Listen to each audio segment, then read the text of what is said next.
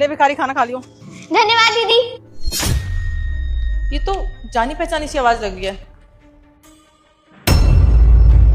Sophia बेटा इस हालत में?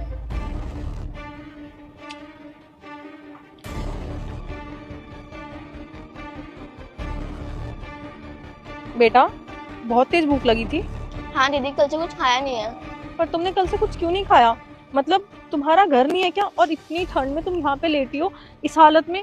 दीदी ठंड तो लगती है, बस क्या करूँ, मजबूरी है।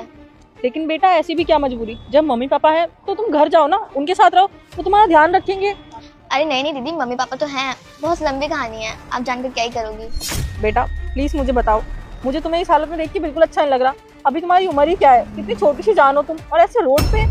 दीदी आप इतना पूछे जाए तो बता ही देती हूँ। मेरे ना पापा भी थे और मम्मी भी थी, हम लोग बहुत खुश रहते थे। फिर मेरे पापा की डेथ हो गई। फिर ना मेरी मम्मी ने दूसरी शादी करी, और जो मेरे नए पापा थे ना, उन्हें मैं बिल्कुल अच्छी नहीं लगती थी, वो बहुत गंदे थे। मेरी मम्मी ना किसी काम से बाहर गई हुई थी, तो उन्होंने ना दूसरी लड़की को घर पे बुला लिया। तब मैंने बोला, लेट्स हैव सम कॉफी। पापा ये कौन है? ये गर्लफ्रेंड है मेरी। गर्लफ्रेंड? आप मम्मा को धोखा दे रहे हो? मैं तुम्हारी मम्मी से कभी प्यार करता ही नहीं था, समझ में आई? उसके साथ तो मैं सिर्फ पैसे के लिए जुड़ा हूँ। प्यार तो मैं इससे करता हूँ। मैं मम्मा को सब सच बता दूंगी, फिर मम्मा ना आपको घर से बाहर निकाल देंगी। क्या बोला तूने? तेरी मम्मा इनको घर से बाहर निकालेंगी, तुझे तो घर से मैं बाहर निकालूंगी। इधर आ। रुको, छोड़ो मेरा हाथ, छोड़ो छोड़ो। चल बाहर निकल घर से।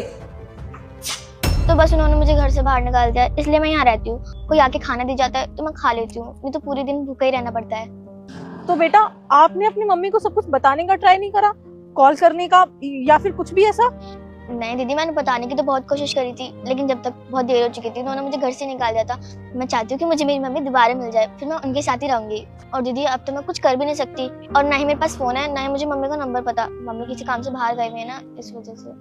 अच्छा तो आप चाहते हो आपकी मम्मी वापस आ जाए? अगर आपकी मम्मी वापस आ जाएगी सब कुछ ठीक हो जाएगा ना? हाँ दीदी, सब कुछ ठीक हो जाएगा, और मुझे ना बहुत खुशी भी होगी कि मेरी मम्मी वापस आ गई। फिर मैं उन्हें सब सच बता दूंगी। बेटा तूने देखकर मुझे इग्नोर किया तो तेरा सर्वनाश हो जाएगा, लेकिन तू मुझे सब्सक्राइब और लाइक शेयर कर देगा तो तुम्हारे घर खुशियों से भर देंगे। बेटा कुछ भी सच बताने की जरूरत नहीं है, आपकी मम्मा ने सब कुछ सुन लिया। और अब तुम्हें ऐसे रोड पे सोने की जरूरत नहीं है। मुझे तो यकीन ही नहीं होता कि चिराग ने तुम्हारे साथ ऐसा किया। लेकिन बेटा तुमने मुझे पहले क्यों नहीं बताया? तुम्हारे साथ इतना सब कुछ हो गया।